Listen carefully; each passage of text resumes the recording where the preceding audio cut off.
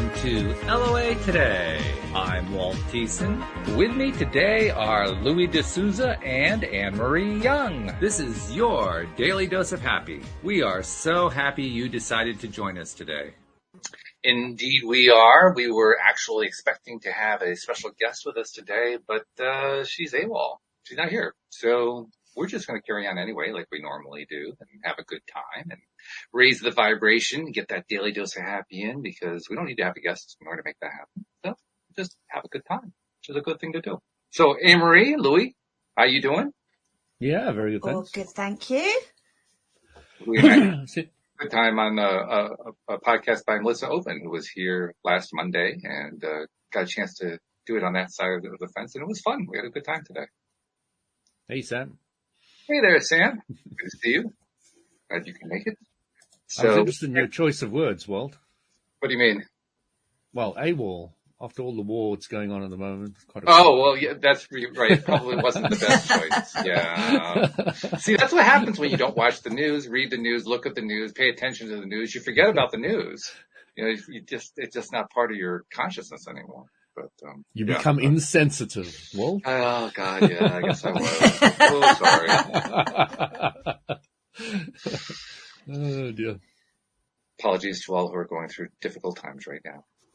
But anyway, we were talking before we got started here, since we didn't have a guest, of what we wanted to talk about, and we figured, well, we could always start off a show just by saying, well, Louis was in the sauna the other day, because that always leads to a good story. So have you been in the sauna lately? Yeah, I mean, I was there yesterday with the kids, and I was chatting to this guy, and he's a Ukrainian. Ah. So I was asking him how he felt about it and all the rest of it. And him, like a lot of people, are shaking their heads as to what Putin's doing and what his goal is and all the rest of it. Worried about his family back there because he's got quite a bit there. Mm. And then later, this big woman comes in, and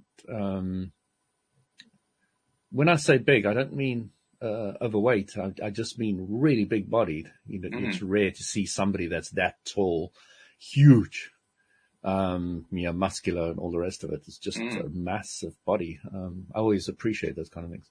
But she was saying that the nuclear power station that they've taken hold of, the Russians, is 5 times bigger than Chernobyl. Okay. Which is quite interesting. I didn't know that. But she was really worried, you know. There was a huge amount of worry in and around her. And, you know, I did my best to talk around it, but her English wasn't brilliant, and it's difficult to talk about, you know, semantics in very simple language. But yeah, I think she left feeling better, but it's tough for them. You know, you could really see the strain that was there. I have to admit, even though I haven't been following it much at all, I am aware of what's going on to some extent. And I like most people, I'm kind of befuddled by what Putin is doing, because, quite honestly, I don't see how he can win anything. Anything he does is going to come back in space. I mean, talk about law of attraction. Anything he does is going to come back to haunt him in a huge, huge way, because it's just, he is getting so much resistance to what he's doing.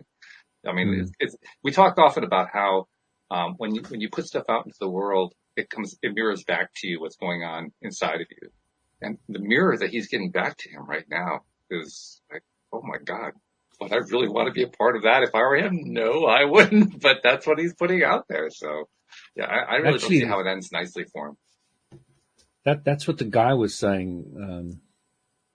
He was saying that a lot of the leaders like Hitler, etc., suffered tremendously from mental and emotional problems near the end. And he perceives that that's already happening to Putin. But yeah, it's really interesting. I'm curious, Anne-Marie, what do you think of the whole setup? I'm going to interrupt for a second. Gary in the live stream is saying he wants to know if he wants to ask questions. Feel free, type a question in. We'll pick it up and we will address it while we'll wait for you to type. In the meantime, we'll be answering with Anne-Marie responding with what she thinks about what's going on. But yes, do put your question in there. We'll be glad to address it. I literally go from, I've had to stop watching the news. I go from being really frightened to having to really calm myself down. I joined a large meditation for Ukraine on Friday, I think it was, which was lovely, because... What was the focus of the meditation? Yeah. Just to send love, send healing love for everybody to come together. It's almost like the Power of 8, but there was almost 2,000. So you just knew it was going to have that power. So, yeah, literally I just try to send the positivity, send the love, and try not to let the fear engulf me. But I'm quite interested on what you would have said to the people in the sauna on how to manage it and all their emotions around it. Because I think there's a lot of people, certainly in the UK, it feels a bit too close to home. I'm curious about something. What are you scared of or fearful of? You said it's making you scared.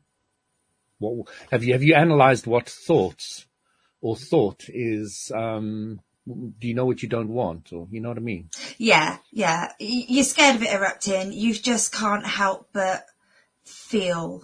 I say you can't help. I can't. I struggle to not feel when I see parents and children. I just empathise, and sometimes I have to try and really to focus again on the positivity side of things. But it does engulf me as a mum, and it breaks my heart that these poor people are living in a war. Just another interruption. Gary asked, do you guys know Joe? You all should have him on the show. He speaks highly of you. I know a few Joes. I'm not sure which one you're thinking of, but if you can be more specific, we can address that. Wondering which Joe it was as well. Yeah, I don't know.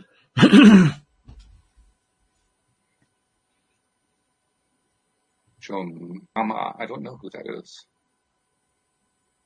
Don't know who that is. No. But I'd be interested to know who he is. Yeah, me too. So thank you. Happy to have him on the show, maybe. Partial introduction. Yeah, I mean, it's something we can get him in. We're booked right now. The show is completely booked through March and April. We're booking in the first week of May right now. That's how far out we're booked. Every single show, Monday through Friday. So, yeah. It's nice to be popular in that sense. That's a good one. But getting back to what you were saying, Anne-Marie, I think a lot of people are experiencing what you're talking about. A lot of people are experiencing that right now. They're feeling that. And whenever we're in a situation like this, it's a challenge to all of us because we always have a choice about how we're going to respond to what's going on in our lives, as well as what's going on in the world and with people that we care about and even people we don't know. But we always have the choice about how we're going to respond in any given situation. And because of that, we have that option even in wartime. That does make it easy, but we do have that choice. So because we have that choice, the question that I put out to everybody who's feeling it right now is, what would you prefer to feel? And once you've identified what you would prefer, oh, Gary's a cute one. Okay, got it. Okay. So, where was I? I just completely got derailed. You're just saying it's something that we're all feeling. A lot of people are feeling, not all of us. Yeah, a lot of people are feeling it right now, and because they're feeling it, then it's a challenge. But still, the question becomes, what would you prefer to feel instead? What would feel better right now? It doesn't have to necessarily feel great. It doesn't have to feel joyful. Just what would feel better? Because if you can identify something that feels better, that's you shifting your own mindset to even a slight degree. And every time you shift your own mindset, you get a different experience of the world. I mean, we kind of made light of the fact that I was kind of insensitive to what's going on in the world, but literally that's because I hadn't been paying attention. And as a result of not paying attention, I don't feel what other people are feeling. I'm living in the same world as everybody else, but I don't feel about it different. Or the same, by the way. I don't feel about it the same. I feel about it differently. I'm experiencing what's going on differently. So from my perspective, I mean, it's kind of interesting what's going on. And obviously I'm sad for people who are going through rough stuff. But by the same token, like I am with almost everything, I'm pretty optimistic about how it's going to play out. there's going to be some rough stuff that happens during it, but by the time it's done, I think it's actually going to play out pretty well for Ukraine. Yeah, I mean, I think for me, I just try and focus on, well, actually, there's a war going on, and yes, it's affecting a lot of people, but actually it's bringing the rest of the world together. Right? Mm-hmm. Yeah. That's wonderful. In fact, that level of unity is almost astonishing. They're really, I can't think of any quarter, now again, I haven't looked carefully, but I can't think of any quarter of the world that's coming out on Putin's side. Is there one? I mean, am I missing one? I don't think there is. Okay. So no, but Putin basically set himself up. Exactly. And it's, there's people, like you say, I did this meditation. That's thousands of people from all around the world just joining together to send love to people. I mean, that's a beautiful thing. Mm-hmm. So there are obviously these positives that you can pull out of it. And that's what I try and have to flip my head round. But it's very difficult to do, even though I've got all these tools. It's sometimes I find it very difficult to just flip my head into that vision. Especially when you have so much influence of other people all focusing on the same thing in the same way, feeling the same kind of feelings about it. We are affected by how other people feel, what other people put out. We are energetically connected to each other. So, of course, we're going to experience it. Yeah, no doubt about that. Going back to last week's sauna, there was a yoga lady in the sauna, and my favorite question in the sauna is, how do you feel about the war? So something current that everybody can talk about. And she was feeling very sad and depressed about the whole thing. And I said to her, well, what can you do about it? And she said she doesn't really know. So I said to her, what's the greatest gift you can give anybody? And she came up with a few things, which I kind of agreed with. But then I said what I kind of look at, your own happiness is the greatest gift I believe we can give each other, your own happiness. And I said, can you feel happy now? Can you change what you're thinking at the moment to a thought of a pet or something that, you feel very close to and love, etc. She did not want to get into that space at all. She fought me tooth and nail and didn't want to get into the idea. She said, I feel bad that I'm sitting in the sauna while they're suffering out there. Now, it doesn't matter when you're sitting in the sauna, somebody's suffering somewhere. It's always like that. So, really, what can you do for it? Not feeling happy and not being aligned is not going to be beneficial. You just I said to her, when do you make the best decisions? When you're unhappy or when you're happy? When you're happy, without doubt. So, are you going to be able to help anything in Ukraine if you're unhappy? You're going to make bad decisions. You're going to do things that aren't going to be as beneficial as if you were happy. So, to be honest, I did not get through to her. So it's a hard concept. It's even, because I know all this and I still I was still struggling to have that flip around in my head. I was literally having these crazy conversations with myself, trying to flip it to the focus of positivity. Because it just doesn't feel when you watch the news anything positive. So I've tried not to watch the news and just not to get too engulfed in it, but just do what I can do, which is send my thoughts and my love. Which is not exactly. Yeah. Not feeling anything is often considered not human. And I kind of look at it more from a spiritual point of view. Not feeling something about it is not really seeing that everything is linked. If somebody's hurting somewhere in the world, it's part of me is hurting. It might be the bigger part, the non-physical part, but some part of me is hurting. And, when you start seeing yourself as an island and, it's too far away from me, it doesn't affect me, etc., It's not really true. It's not true. It does affect that inner side of you. And again, looking at the whole soil thing that I'm into at the moment, I'm really starting to appreciate the thousands and thousands and thousands and thousands and millions of different organisms that are out there in the soil. And, without them, I wouldn't be here. I would not be here. Go back to, if you remove the insects in the world, within 20 years, humans will be non-existent. If you remove the worms from the world, 8 years, humans will not exist. And if you remove the humans from the world would thrive. But yeah, that's another story.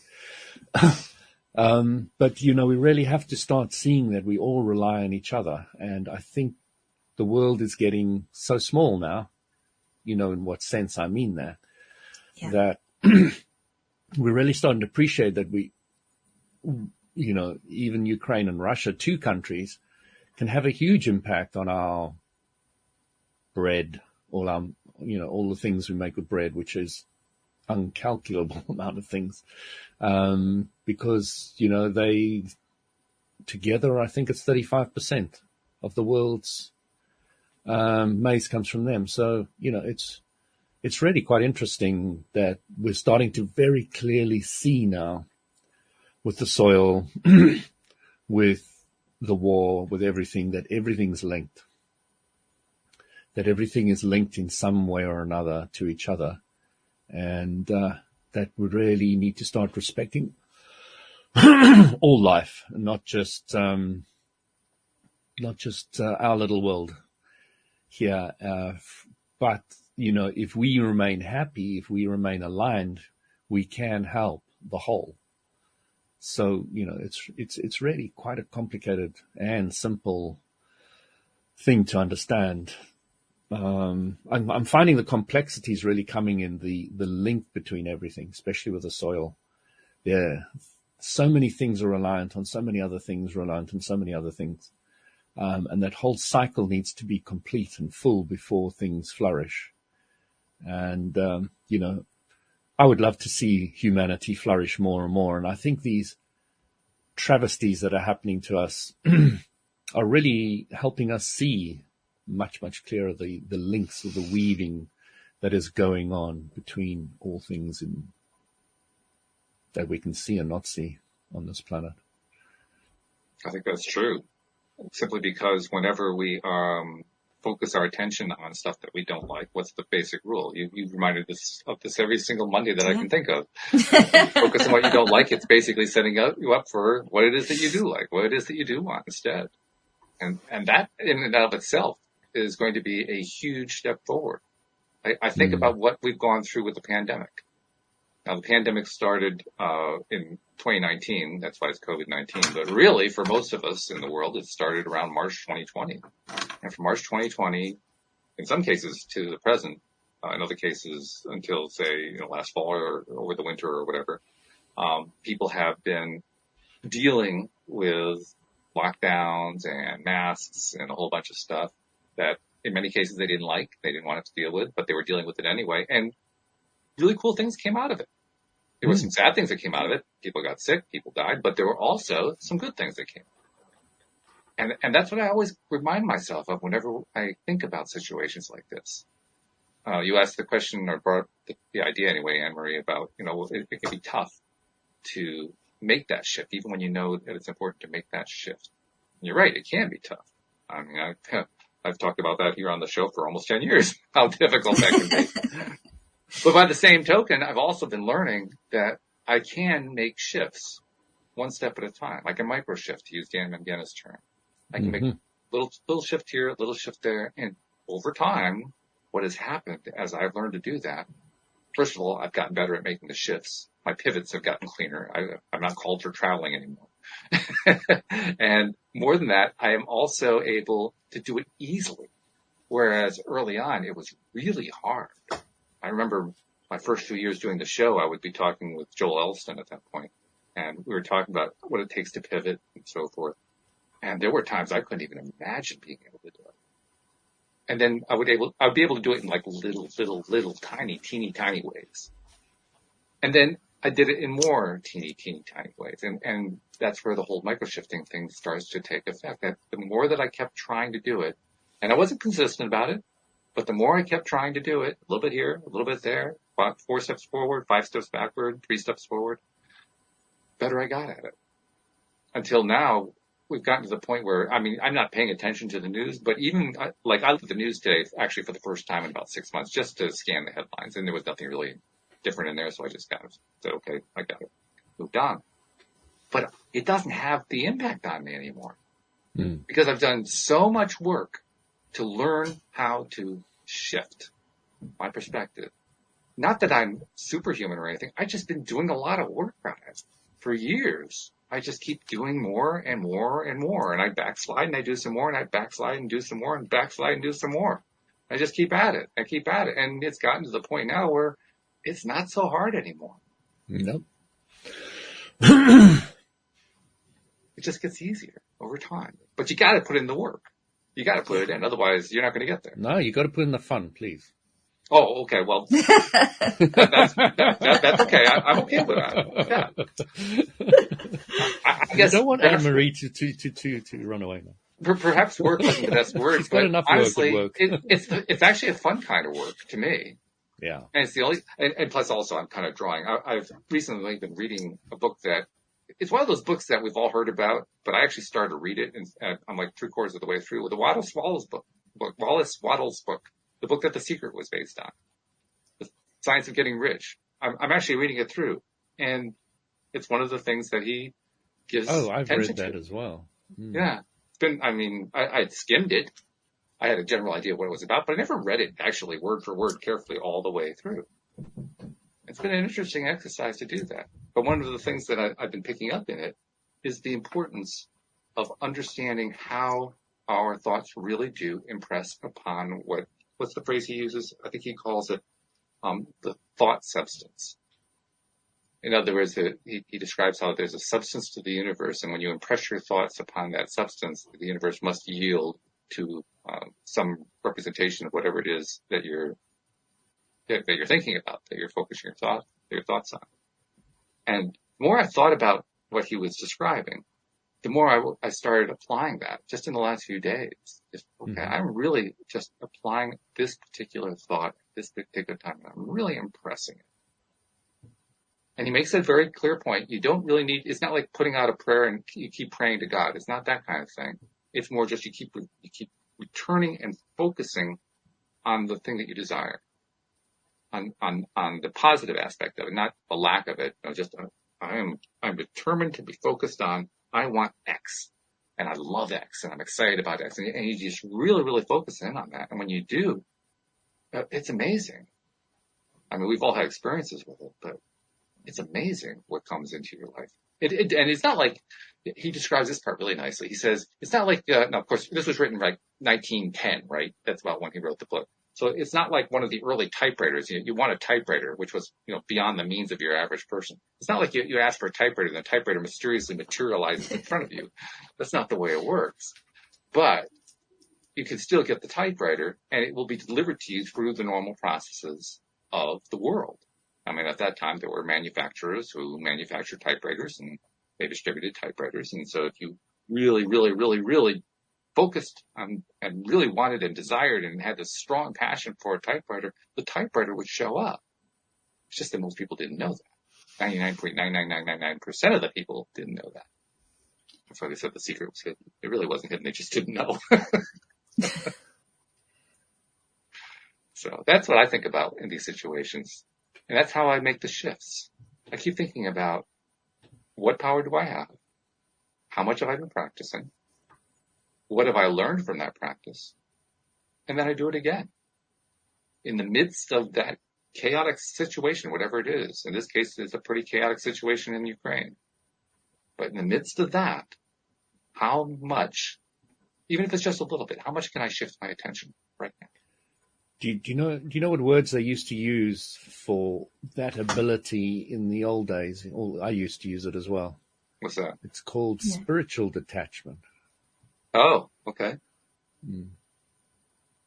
Which is odd in my opinion, but talk about that for a bit. You say you do want to talk about it, or you don't? Yeah, go ahead and talk about it for a bit. I think it's an odd term, but I think it's worth talking about. Sure. So, in the old language, which didn't resonate with me hugely, still doesn't. You were kind of saying, when you see yourself as whole, as part of everybody else. I was walking in a mall once upon a time, and, I was on an absolute high. I was absolutely flying in my own little world. A spiritual high. I was just absolutely beaming, very high vibration. And I saw this little fat boy walking past me, and I knew I was him. And I just burst out laughing. Then I saw this other old lady with the walking stick, and I knew I was her, and I just burst out laughing. And I was just walking around knowing absolutely I was these people. There was no separation whatsoever from that vibration that I was at that time. I knew I was them with so much clarity, and it was just so amusing to me. Everybody must have thought I was a nutter, just laughing in this mall, my head off. He's laughing at that fat boy and that old woman. What kind of person is he? What a meanie. Exactly. Sometimes you can misjudge people. Yeah, no kidding.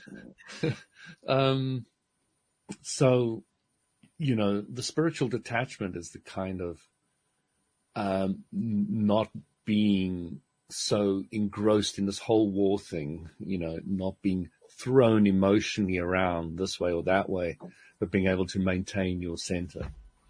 That's what it was really trying to talk about. And I now look at how clumsy those words were. Yeah, I still never quite figured out. I mean, I do know, but I still never quite figured out what they meant by spiritual detachment. I mean, what they're really talking about is detaching from what you don't want, from lack. But yeah. I'm not sure even they understand that, to be honest. Yeah, exactly. It's a really wishy-washy wording, which is trying to point to something. But I think I never had anybody in my youth in, Christianity, etc., who was able to explain that with any, real clarity. To me, I'm always looking for that clarity. So it kind of was always fuzzy for me, and it still is a bit fuzzy.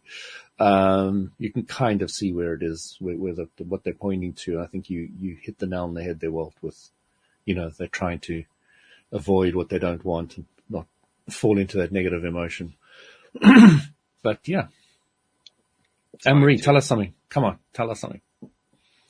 Oh my goodness, pressure. I'm happy to sit back and listen all the time. Come on. Well, we've been talking about, the various ideas involved with making shifts. So I'm wondering, have you been inspired at all in the last few minutes about some little shift that you can make that helps you take one step away from how you're feeling about what's going on in Ukraine? Yeah, I mean, it's stuff that I was doing. It's stuff that I was aware of. And yeah, it's just what I've been trying to do is just literally sort of like, I'm just so grateful my kids are here, and just literally holding them, loving them that little bit more. Even just going into my kitchen to make a cup of tea. Oh, I love my kitchen, just everything. I've just been trying to like find appreciation. And if I do find myself going, just literally even just sending Putin my love, I've been wrapping him round, and I've been putting my love into the land. I've literally, that's, when it kind of all kicked off, and my husband was like, I was like, you don't even want to know what I'm doing, because he would just think I was nuts. But to me, that's what I'm doing. I just like send Putin my love, because I'm not going to send him my hate. You took my discourse to heart when I said you should give Satan love. Well, because sending him my fear, sending my hate is just going to feed it. So I've literally been wrapping it around him. Some wise man once said, it always made me think. He said that the side that will win the war is the one that prays the most. There's some truth to it. Now, if you refined that to the side that can focus on clearly the result that they want and not focus on what they don't want. Yeah, they're going to win hands down. They're going to win big time, hands down. That's going to be real quick. Yeah, that one's not going to last very long at all. But I did also read somewhere that somebody said, they'd spoken to somebody in Ukraine and they said they felt the power of the world's prayers because they said there was bombs and stuff going off, but they didn't damage things that it should have done. Mm-hmm. They couldn't explain it. So I'm just focusing on its impact and it's having this effect, and this love it's reaching. Well, it is, and obviously. That's what I think so. That's very clear. I mean, when there's an interesting little spiritual concept that goes along with this too, and I'm realizing that it really touches us perfectly. It's the Christian concept of sin, and the original meaning of the sin is to miss the mark. Well, you just described weapons that missed the mark. They sinned.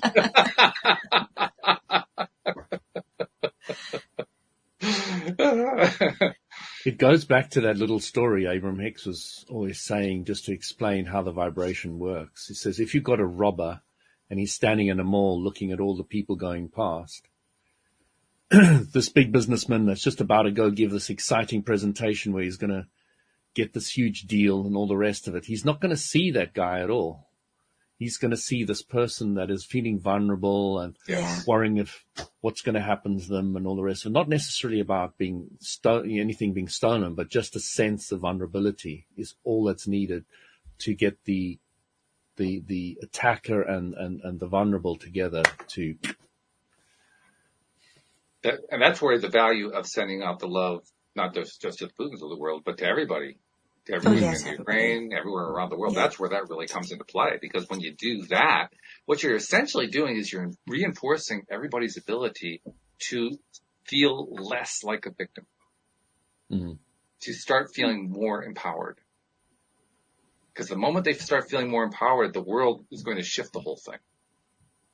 I mean, right now, if we could just wave a magic wand, and I'm not saying we could do this, but if we could wave a magic wand, and everybody in the world would feel 3 degrees better about what's going on in Ukraine, the news tomorrow morning would be incredible. We would just be stunned at what was going on in Ukraine, just because the world had this thought shift. Wouldn't even have to be a big one. Like I said, 3 degrees out of 360. That's not a whole lot, But just that much of a shift, it would shift the whole board.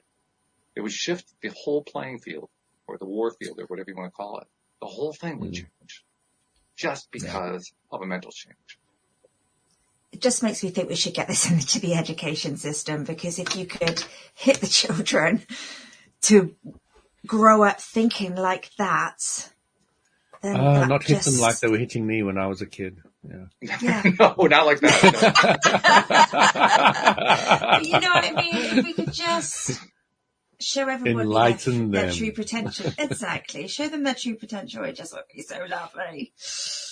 I would love that. And, well, that's literally what we're doing, though. I mean, because who does the teaching? Well, it's the adults. So you got to reach the adults.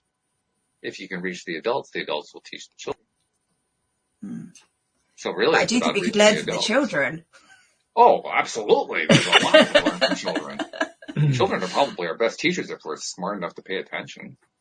That's what Abram said. Somebody said, Abram, when are you going to write a book for us parents on how to bring up your children? He said, no, I'm going to write a book about how the children bring up the parents. True. Very true. Well, you think about it, and I have thought about this a lot. We've actually talked about it here on the show quite a few times. But because we are all energetically connected, or spiritually connected, if you want to describe it that way, because of those connections, that's where the collective knowledge goes. It goes into those connections. They talk about what they call Akashic records and all that kind of thing. But really all that amounts to is all of energy receiving the information that was learned from the last generation of energy, so to speak. The last generation of people, and not just people, I mean, all life forms of any kind. And as that knowledge keeps getting added into the system, it gets passed along. So that the next generation coming along, they get the benefit of that. So that's why you have kids being born, knowing instantly how to use iPads and laptop computers, where their grandparents are going, I don't know what to do here. I'm scared, because they have just literally absorbed what a couple generations worth of information was, how it just came into them energetically through that stream of energy. So when you think about it that way, then you realize just how powerful those connections are. Just how hugely powerful all that energetic connection is. And the more that we feed into it, the more that the adults get it, the more that the kids get it, the more that the next generation gets it. And I just like salivate when I think about, 10 generations down, where are they going to be at? Oh my goodness. It's going to be amazing. I'll tell you when I come back in a few generations. Yeah, right. So, Walter, I wanted to ask Anne-Marie something. You used Akashic Records there. I was wondering if Anne-Marie has had any exposure to that at all. Not that I can think of. You never heard the term? My exposure is having heard the term and talked about it occasionally on the show. That's about as much as I know about it. Yeah, no, I know I've used it once or twice, but that's it.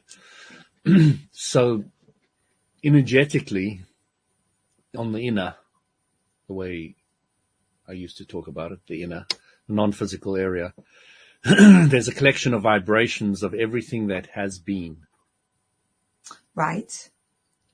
And that area is not only everything that has been, it's also everything that can be. No. Yeah. Synapses are snapping right now, by the way. Yeah.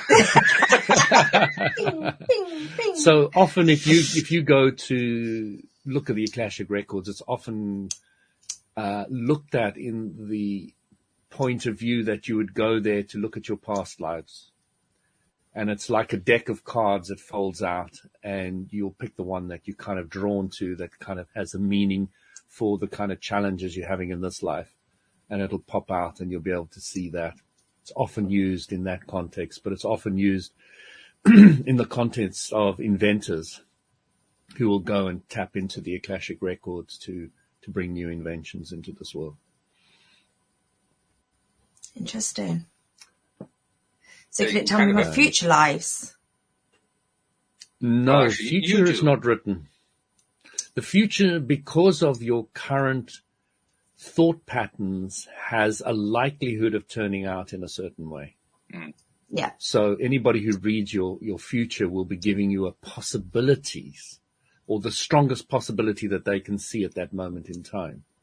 But you can change that the next day because something profound happened to you that can change a whole shift. So they can only give you vague ideas of what the strongest possibility that they can vaguely see is the future for you.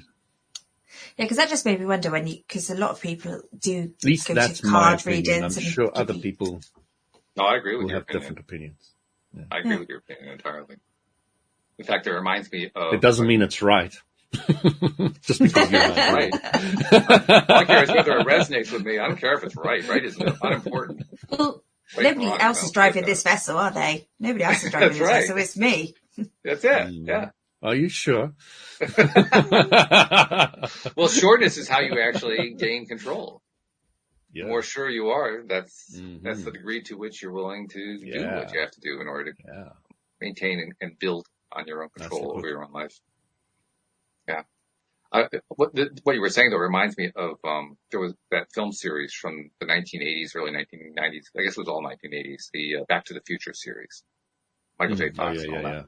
And I'll never forget the last movie, last couple scenes. Doc Brown appears in the modern day with a steam engine that is hyped up with the hyperdrive so you can fly through space and time and so forth. And Michael J. Fox's girlfriend says, I had a note from the past, from the future, but it got erased. And his response is, well, of course it got erased. Your future hasn't been written yet, so make it a good one. What he's really pointing to there was pure law of attraction. What are you going to impress on your now so that your future comes out the way you want it to be? Because that's what the thought process is all about. But some of these mediums are very good at seeing what paths, what vibrations you've set in motion currently, and what a likely outcome of them is. If they remain unchanged. As you become more aware, you can actually see fairly clearly what your own future is going to be. Mm-hmm. Mm. As you become more and more aware, it becomes clearer to you, much, much clearer to you, where you're going in this life. Yeah, I have to say, because my parents used to go to mediums and stuff, and then that's something that I did. And ever since I've learned more and more about this, I've just not done it. I don't want anything to do with it. I don't need to. Yes. Anne-Marie asked me an interesting question. Oh, what was that? Somebody told me something about a past life of mine. And she said, what did you feel about that? And I said, I've had quite a few people tell me about past lives. And the only thing I can tell you is that it's their reality. And as much as I may like what they're saying or not like as they're saying, it isn't my reality until it's my reality, until I've had my own past life experience. It's just it's a nice idea that somebody has for me. Okay. I like it. That's good. So we've been talking about this for what we start off talking about what's going on in Ukraine. I kind of tripped into it, to be perfectly honest. But then it led to a really good discussion. And our goal with every show, at least my goal, is to help raise the vibration. So I guess we kind of lowered it to start the thing, but I'm going to use you, Anne-Marie, as my touchstone. I'm going to ask you, how's your vibration now compared to when we started? Can you not tell? It's so much better. I feel like I'm radiating energy out now, whereas before I was very... So yeah, absolutely what I needed to hear. Yeah. That's good. That's really good. Because that is truly my goal every single show, is that everybody's vibration increases, including ours, but also our listeners, just by having participated or listened to the episode. So it just goes to show, even in the midst of something as horrific as what's going on in Ukraine, we can still raise our vibration. We chose so far we've been doing it for about 42 minutes that the show's been running. In the last 42 minutes, we chose to make a shift. We did it through our conversation. We did it through the topics that we addressed, through the little, bypassers that we took and the tangents and so forth. But overall, we chose to shift, and we did it. So the next time that we say to ourselves, it's really hard to do, remember what happened during the show. Yeah. We did it. We did it. I mean, we have to celebrate these kinds of things. Absolutely. And I think I love hearing you say it made me smile when you went, we chose, because I know that's a tool you've been using recently. Yeah. And I've tried to use it a few times, and I haven't used it for the past few days, but yeah, we choose. We choose how we feel. We choose what we put out there. It's within our control. An interesting thing too, as sort of a side remark, it's not like everything we talked about here was rainbows and unicorns, right? I mean, we touched on some stuff that was not all that happy, but we still shifted. How did we do that? We did that because we decided, we were determined to find what we did like, to find what felt better, to find what would be even marginally better. Even if we found ourselves for a moment, hopefully not more than the 17 seconds, right, Louis? No, for a moment, focusing 14, on the stuff that we didn't like. Let's write down the 14. I forgot. But you know what? Even then, I'm not worried about that, because quite honestly, that's obviously an Abraham Hicks concept, that if you focus on something for 14 seconds, you start setting into motion, having more thoughts along those lines. But as we demonstrated here, we did set those thoughts into motion, but we also countered them. Mm-hmm. So we're not trapped by the 14-second rule, because you can just as easily have a thought in the other direction, and now you just countered that previous thought. So it isn't even that big of a deal that there's a 14-second rule. We don't have to get caught up in, oh my God, I focused on it for 14.3 seconds. I set in motion. Oh my God. We don't have to do that. Life, you just focus on what you like. The interesting thing here, Walt, and after a lot of thinking about it, I came to this conclusion. We're so useless at focusing at anything negative or positive for 14 seconds that I don't think we have to worry about it too much. Once you start really, really focusing, it's going to hit you like a ton of bricks, and you will not have any doubt about it. And this is really where people need to be heading. They need to be heading and increasing their level of focus on one subject. It's a really important point you're raising. I mean, we're making light of it, but it's a very important point, because what you're really saying is a lot of the time we don't focus at all. Exactly. Mm. Exactly. But this is it's quite a, Sorry, it's Louis, quite an enlightening statement, really, and awareness. It's when you really start focusing, it really makes a huge difference. And how many people did you have on that call about Ukraine? There was just over 1,800. 1,800? 1,800. Yeah, so just under 2,000. So some of these groups, they're in the millions. Mm. Mm. Okay. And they are powerful, and they really try to focus on one subject for a period of time. Yeah. Usually about an hour, but of course, 14 seconds would be enough if you could do it properly. Well, we were part of one last week. Yeah. I mean, that came out of 2 Fridays ago when Debbie G, her future daughter-in-law, is in charge of Unify.org, and they had a huge meeting on February 22nd at 2:22 p.m. Which I thought was interesting, because they got the 2 going on there, and they decided they were going to focus on peace on earth. And I would have a very hard time drawing a line between that and things going on today, but I'm sure the line is there. And again, it comes down to how are you going to look at things. But I wouldn't be at all surprised if what we did that day, and we were just, of course, one piece of it. There were literally millions of people who were involved in that one. And even though these millions of people were only perhaps focusing for like 10, 15 seconds, there's your 14 seconds right there. Times a couple million. Yeah. A whole bunch of ideas. Well, what you're doing is creating a vortex of what you want on a similar subject, which will be amplified massively, specifically from the Ukrainal point of view. There's a lot of emotion involved, and of course emotion amplifies the law of attraction. It does indeed. It gives it the power. Hmm. It starts with the thought, but the power is in the emotion, whatever degree. And that's where focus really comes in.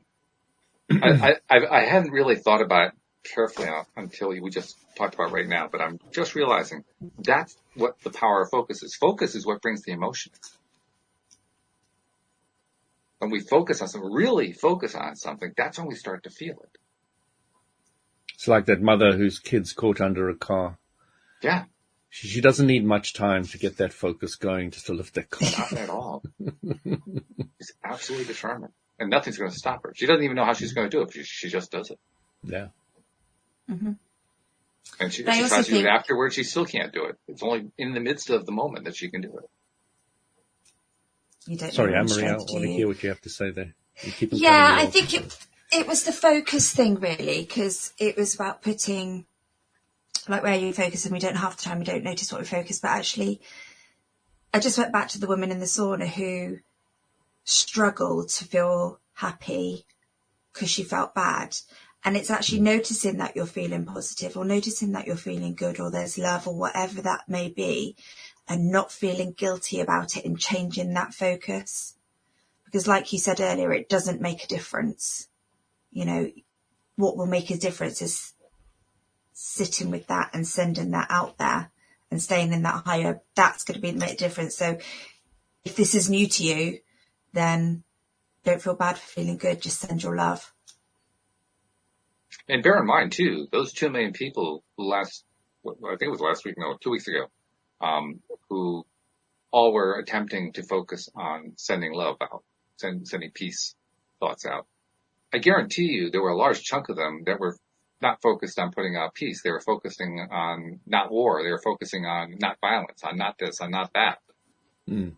And yet, even with that, they were doing two things. First of all, they were practicing. Not terribly well, but they were practicing.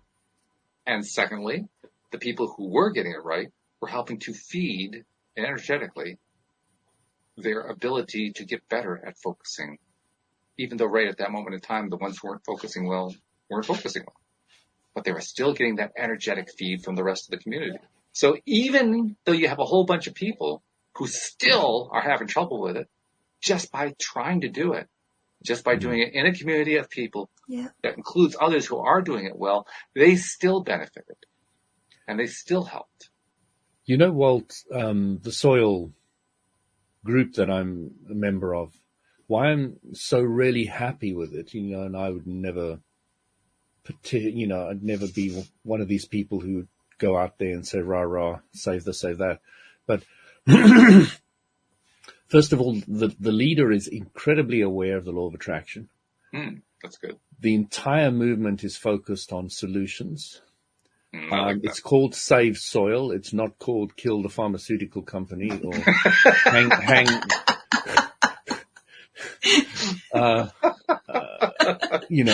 hang agriculture out to dry.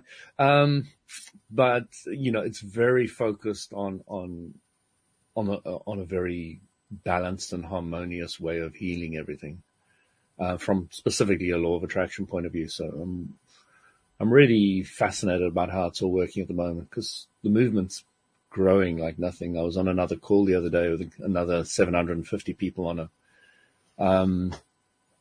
And they're coming to London on the 21st. I just want to mention anybody, the Excel Centre in London. You can go and watch the guy get on his motorbike and start riding all the way from London to India.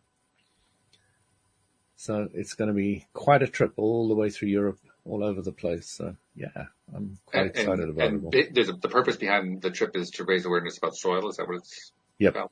3 billion people is the goal. 3 billion people. Is to raise the awareness to 3 billion people. We've already got the UN on, I know it's not a good topic at the moment, but the UN is actually, affiliated with the soil group now. And so it's many other huge organizations. Some are already signing, documents as to how they're going to change, the law as is involved, looking after soil, etc. So it's a very big, it's got 10 million volunteers, and I'm one of them, the group. So, it's big. It's not small at all, and it's worldwide. So you're into something. I'm just excited to watch it, because I've never seen anything this big before. Nothing anywhere in the world, nothing. Because it'll affect every single one of us. There's absolutely no doubt about it. Even what's happening in Russia and Ukraine at the moment is going to affect us. And that's just the tip of the iceberg from, the oil from Russia and the wheat from the combined countries. It's going to affect us. But like you were saying before, it's difficult to project the future because the future is constantly in flux. But one possible outcome that I can see fairly clearly right now, it could change easily, but I can see it fairly clearly right now, is what's happening in Ukraine could ultimately, in the long run, as it plays out, it could become the new formula for how you depose a dictator. Now, that's not what's on anybody's mind right now. Nobody's thinking about that. But I could easily see it play out that way. I could easily see it play out that basically the dictator, Putin in this case, overplays his hand, and it ends up bringing him down because of the massive amounts of resistance he creates. It's pure law of attraction. And that's partly what I'm responding to here, is knowing how the law of attraction formula works. But I could just, to me, this just becomes like a pattern, a template that once it happens the first time, people say, well, it worked then, let's do it again. Because we already live in an age where, there's a whole lot less faith in a whole bunch of institutions. political institutions, religious institutions. I mean, there's a whole lot less faith in all of these things than there were even 20 years ago, let alone 100 years ago. So to me, that's just also part of what's going on here. But it's not a big stretch for me to imagine that what's happening with Putin becomes a template. Mm-hmm. It's not hard to imagine at all. I think the incredible increase in awareness around the world is going, and the fact that we can all get together in these massive groups and focus on what we want is going to have a huge effect. It's just absolutely no doubt. You know the law of attraction works eventually if you've tried it and experienced it and played with it. And now, it's a great time for us to really put it to the test, And there's a lot of people who are aware now, a lot. Huge amounts. And they're getting exciting stronger. Times. It is. It's very exciting in that sense. There's no doubt. I continue to be excited. Like I every time I look out on the world landscape and just see what's going on. Yeah, there's plenty of pain out there. There will be plenty of pain for generations to come because we live in a world. As Jesus says, until time immemorial. Yeah, pretty much. Yeah. But oh my goodness, there is just so much growth going on. From an energetic point of view, from a spiritual point of view, just huge, massive. It's all going to be good stuff. So, anyway, well, we covered very nicely for the fact that our guest disappeared, but that's her loss. And if she tries to reschedule, I'll say, yeah, you're welcome to. Just it's probably going to be in May because we're booked pretty solid right now. But I want to thank you guys very much for. Giving us a really good way to fill in the gap. We do have plenty of guests coming up. I was actually thinking I should probably give you guys a little heads up about some of the people who are coming along. Unfortunately, I didn't actually think to do that until a minute ago, so I have to bring the calendar up. Best laid plans, right? You think about, I should have done that a minute ago. But let's see, who do we have coming? Well, first of all, on Friday, I mentioned this one, Debbie G is bringing in a friend of hers named Claudia, and she's been trying to get Claudia onto the show for quite some time. Now, I don't have details on a whole lot of details about what Claudia does and who she is, but just based on Debbie's feeling about her, she is so enthusiastic. Oh my God, we have to have her on the show. That's all the endorsement I need. To me, seriously, what more do you need than that? Like, oh my God, this is going to be great. So there's just one example. So she's not going to go on Debbie's show. She's going to go on ours, or? Well, she'll probably do both. Okay. Well, she's a friend of Debbie's, so it's a fair bet that she'll also be on Spirituality Gone Wild. And actually, we kind of merge them together anyway on Fridays because Debbie's there, I'm there, so it's kind of like all this. And plus with Neo also using the StreamYard platform, so basically all the three major users of StreamYard. All on one place. Yeah, you can just kind of call it one great big thing. It's not so much separate shows at that point. Yeah. So anyway, that's just one thing coming up. We have somebody coming in tomorrow named Ann Hintz, and I don't have a ton about her, but here's what I can tell you about her. And let me just get my little note thing up here. Of course, when you're doing a StreamYard, that doesn't have. Okay, here she goes. So Ann is she's developed the ability to sense inside her body. So she's basically a connected person energetically who is able to not just connect internally to the spiritual side, but she's able to physically, she's like her own X-ray machine, put it that way.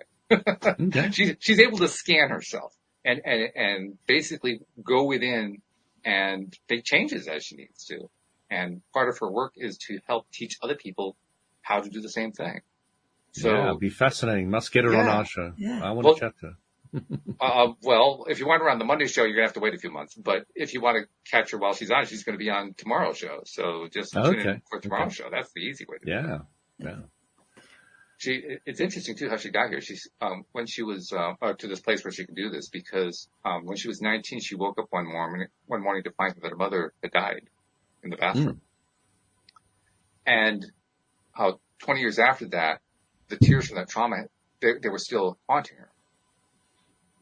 So she used this technique of going inside her body. And with one 15-minute session using that technique, she was able to wipe all that away. So that's going to be part of what she's going to be telling us about tomorrow. So it's going to be pretty cool stuff. Incredible. Nice. Yeah, good stuff. All right. So anyway, thank you guys very much. Looking forward to hearing from Ann tomorrow, and Claudia, I think that's her name, on Friday. But appreciate the contributions you make today, and I'm looking forward to talking to you guys next week. Yeah. Thank you to those in the live stream, and thank you to our podcast listeners everywhere. We will see you all next time here on Elevate Today. Goodbye. Thank you, everyone.